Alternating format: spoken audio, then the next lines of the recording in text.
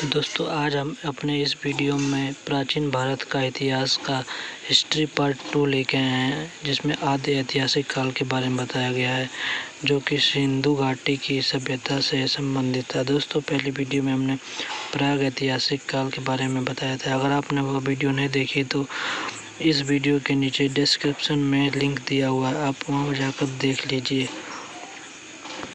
क्योंकि दोस्तों अगर आप सीरियल वाइज किसी चीज़ को करते हैं तभी वह चीज़ समझ में आती है। तो चलिए दोस्तों बिना किसी देरी के हम अपनी वीडियो को शुरू करते हैं। आदि ऐतिहासिक काल, इसे इंग्लिश में प्रो हिस्ट्री पीरियड भी कहते हैं। यह उस समय का इतिहास है जो ऐतिहासिक काल के पहले का है, जब लिपि व अक्षर का ज्ञान उस समय के मनुष्य को था, लेकिन वह लिपि और अक्षर आज के समय में हम नहीं पढ़ सकते। इस काल में सिंधु सभ्यता को शामिल किया गया है। सिंधु सभ्यता को हड़प्पा सभ्यता भी कहा गया है। इसका नामकरण सिंधु घाटी सभ्यता, सरस्वती सभ्यता, हड़प्पा सभ्यता, पहली भारतीय उपमहाद्वीप में पहली व्यवस्थित सभ्यता, प्रथम नगरीय क्रांति। दोस्तों यह सब सिंधु घाटी सभ्यता के ही नाम है। सर्वप्रथम चार्ल्स मैसन ने 1826 में हड़प्पा स्थल पर एक प्राचीन सभ्यता के मिलने की बात की थी। दोस्तों यह बहुत ही इम्पोर्टेंट क्वेश्चन है। प्राचीन समय में चार्ल्स मैसन नाम के व्यक्ति थे जिन्होंने 1826 में हड़प्पा जैसे स्थान की खोज की थी। वहाँ पर दोस्तों जो लिपि मिली है वो भाव चित्रात्मक है। लगभग 400 से 500 संकेत प्राप्त हुए हैं। वहाँ पर अधिकांश संकेत मुहरों पर प्राप्त हुए हैं, कुछ मृदभांड मानके हैं तथा ईंटों पर मुहरें प्राप्त हुई है। उस समय लिपि को बास्ट्रोफिडेन कहते थे। दोस्तों यह भी बहुत ही इम्पोर्टेंट क्वेश्चन है। इस लिपि को बाएं से दाएं तथा दाएं से बाएं दोनों साइड से लिखी जाती थी। दोस्तों उस समय की जो सभ्यता थी वो हवांगो नदी घाटी की सभ्यता थी, जो चीन की सभ्यता मानी जाती है। उसके बाद दजला फरात नदी घाटी की सभ्यता, जो कि मेसोपोटामियम या सुरेनियम की सभ्यता मानी जाती है। उसके बाद नील नदी की सभ्यता, जो कि मिस्र की सभ्यता मानी जाती है। दोस्तों हड़प्पा नाम की जो जगह थी इन सबसे अधिक विकसित थी। इस समय कांस्य के औजारों का प्रयोग हुआ था। हड़प्पा सभ्यता का जो समय है कार्बन डेटिंग के अनुसार 2350 बीसी से 1750 बीसी था। मार्टिमर व्हीलर के अनुसार 2500 से 1500 बीसी था और डीपी अग्रवाल के अनुसार 2300 से 1750 बीसी था। बीसी का मतलब होता है बिफोर क्राइस्ट, जिसे हम हिंदी में ईसा पूर्व कहते हैं। जैसे 2300 ईसा पूर्व से 1750 ईसा पूर्व, ऐसे भी हम कह सकते हैं इसको। दोस्तों मेसोपोटामिया तथा हड़प्पा ये दो जगह थी। इन दोनों जगहों में क्या क्या अंतर था? मेसोपोटामिया की जो लिपि है वो कीलनुमा है, जबकि हड़प्पा की भाव चित्रणात्मक है। मेसोपोटामिया के नगर काम विकसित थे, लेकिन जबकि हड़प्पा के उससे अधिक विकसित थे। मेसोपोटामिया में कच्ची ईंटों का प्रयोग होता था, जबकि हड़प्पा में पक्की ईंटों का प्रयोग होता था। मेसोपोटामिया में मंदिरों भवनों के साक्ष्य प्राप्त हुए, जबकि हड़प्पा में नहीं हुए। मेसोपोटामिया की लिपि क्यूनिफॉर्म थी, जबकि हड़प्पा की बाउस्ट्रोफिडेन। मेसोपोटामिया की मोहरें बेलनाकार थी, जबकि हड़प्पा की चौकोर थी। देखो तो ये सब के सब क्वेश्चन इम्पोर्टेंट है इसमें। हड़प्पा सभ्यता का भौगोलिक विस्तार क्या था? भारतीय उपमहाद्वीप में उत्तर पश्चिम से लेकर लगभग 1400 स्थल खोजे जा चुके हैं। सभ्यताओं में सबसे बड़ी सभ्यता थी हड़प्पा की। उत्तर में जो स्थल है वो मांडा है, जो कि चिनाब नदी के किनारे अखनूर जम्मू कश्मीर में है। दक्षिण का स्थल जो है दैमाबाद है, परवरा नदी के किनारे अहमदनगर, जो कि महाराष्ट्र में है। पूर्व का जो स्थल है वो आलमगीरपुर है, हिंडन नदी के किनारे, जो कि मेरठ उत्तर प्रदेश में है। पश्चिम का जो तल है वो सतना जडोर दासक नदी के किनारे, जो कि बलूचिस्तान पाकिस्तान में है। सबसे बड़ा जो नगर था वो मोहनजोदाड़ो था उस समय का। दूसरा जो सबसे बड़ा नगर था वो हड़प्पा था। नवीनतम खोजों के अनुसार भारत में सबसे बड़ा जो स्थल है वह राखीगढ़ है। इसके पूर्व धौलीवीरा को माना जाता था। जब तक राखीगढ़ी का खोज नहीं हुआ था, इससे पूर्व धौलावीरा को सबसे बड़ा स्थल माना जाता था। अब जो है राखीगढ़ है। हड़प्पा सभ्यता के प्रमुख नगर कौन कौन से थे? दोस्तों, हड़प्पा की खोज 1921 में दयाराम साहनी द्वारा की गई थी। इससे पहले 1826 में चार्ल्स मैसन ने किया था। उसके बाद दोस्तों दयाराम साहनी द्वारा 1921 में किया गया। वर्तमान में यह साहिवाल जिला है, जो कि पंजाब पाकिस्तान में है। उसकी रावी नदी के तट पर यह स्थित है। हड़प्पा सभ्यता का खोजा गया यह पहला नगर था, लेकिन क्षेत्रफल की दृष्टि से हड़प्पा दूसरा नगर आता है। कब्रिस्तान R37 के साक्ष्य मिले हैं। एक मूर्ति मिली है जिसमें स्त्री के गर्भ से पौधा निकल रहा है। कांस्य की गाड़ी मिली है यहाँ पर। मोहनजोदाड़ो, जो इसकी खोज हुई थी 1922 में हुई थी। खोजकर्ता का नाम था रखाल दास बनर्जी। वर्तमान में यह लारकाना जिला है, जो कि सिंध प्रांत पाकिस्तान में पड़ता है। मृतकों का टीला वहाँ पर मिला था, जो कि यह सिंधु नदी के किनारे है। क्षेत्रफल की दृष्टि से मोहनजोदड़ो जो है बहुत ही बड़ा शहर था। विशाल स्नानघर के साक्ष्य मिले, जो कि 11.88 गुना 7.01 गुना 2.43 घन मीटर था। नृत्यांगना की मूर्ति मिली है, जो कि कांस्य की है। पुरोहित की मूर्ति मिली है। एक सिंगी पशुओं की मुद्राएं मिली। एक मुहर पर स्वस्तिक का चिन्ह है।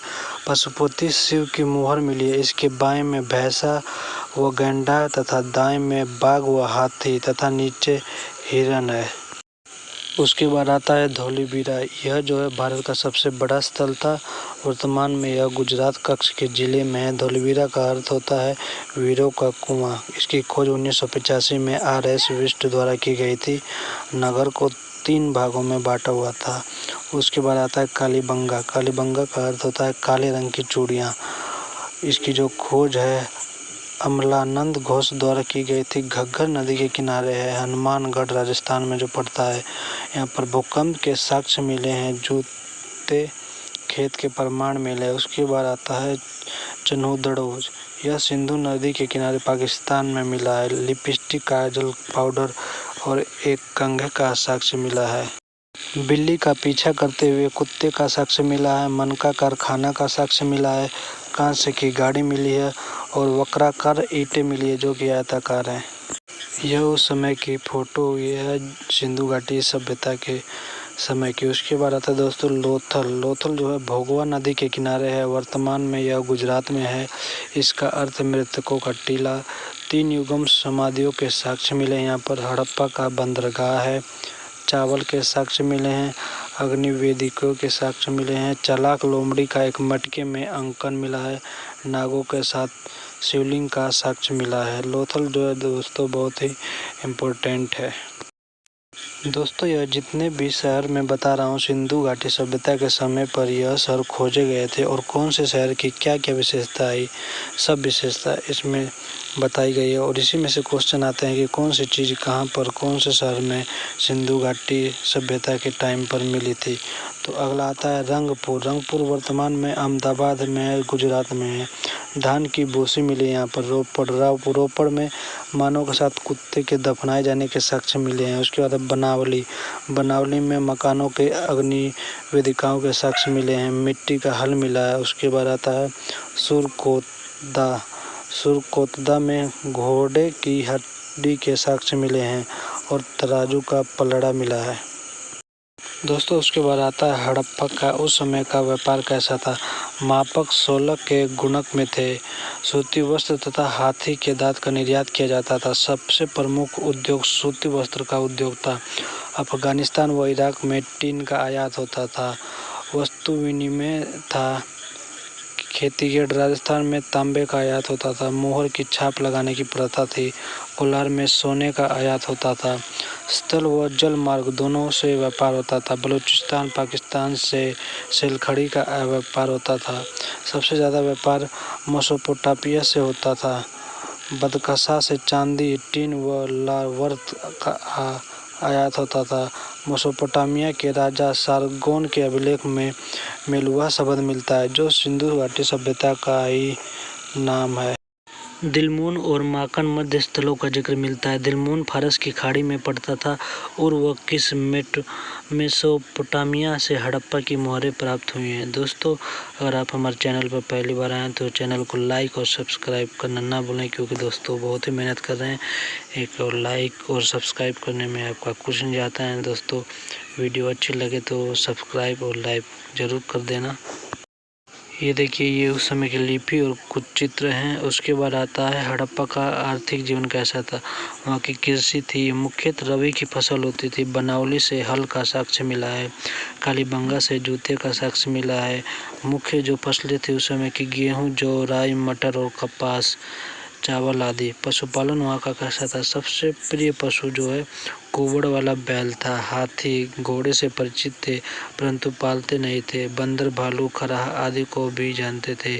आमरी से गैंडे का साक्ष्य मिला है। उनका सामाजिक जीवन कैसा था। समाज मात्र सत्तात्मक था। सती प्रथा संभवत थी। लोथल से 3, कालीबंगा से 1 युगल सावधान मिला है। सौंदर्य प्रसाधन प्रचलित था। इंडोर गेम चेस खेलते थे। समाज को 3 भागों में बांटा हुआ था, उच्च, मध्यम और निम्न।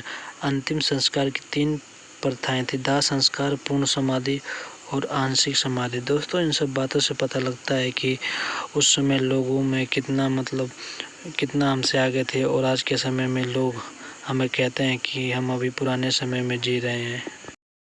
उस समय लोगों की सोच कितनी अच्छी थी। उस समय सड़कें इतनी चौड़ी होती थी और आज के समय में यह सब उल्टा देखने को मिलता है, जबकि हम दुनिया कितनी आगे बढ़ चुकी है।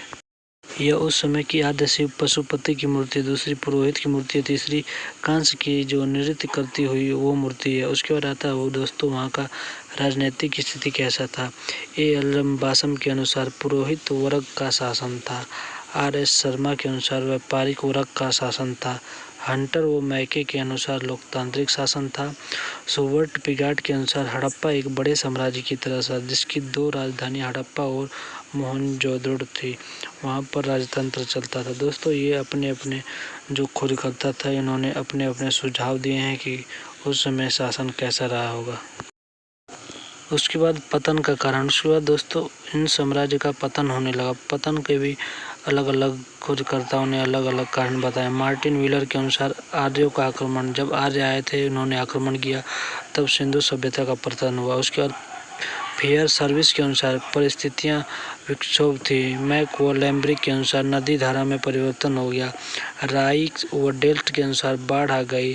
कैनेडी के अनुसार मलेरिया हो गया। जॉन मार्शन के अनुसार भूकंप आया था। सबसे कमजोर कारण था आर्यों का आक्रमण। मोहनजोदड़ो से मात्र 38 नरकंकाल, वो भी अलग अलग समय के मिले हैं। सबसे मजबूत कारण था बाढ़। मोहनजोदड़ो में 7 बाढ़ के कारण के स्तर बताए।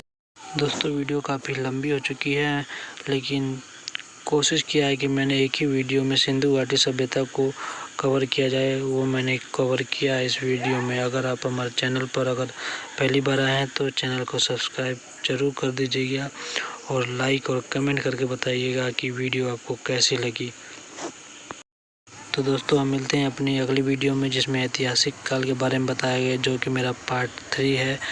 और दोस्तों, इससे पहले अगर पार्ट 1 नहीं देखा है तो हम नीचे डिस्क्रिप्शन में लिंक दिया हुआ है, कृपया उस वीडियो को जाकर ज़रूर देखें। दोस्तों, मैं अपनी अगली वीडियो जो कि पार्ट 3 है मेरा, उसमें ऐतिहासिक काल के बारे में बताया गया है, जिसमें प्राचीन भारत, माध्यमिक भारत और आधुनिक भारत आते हैं।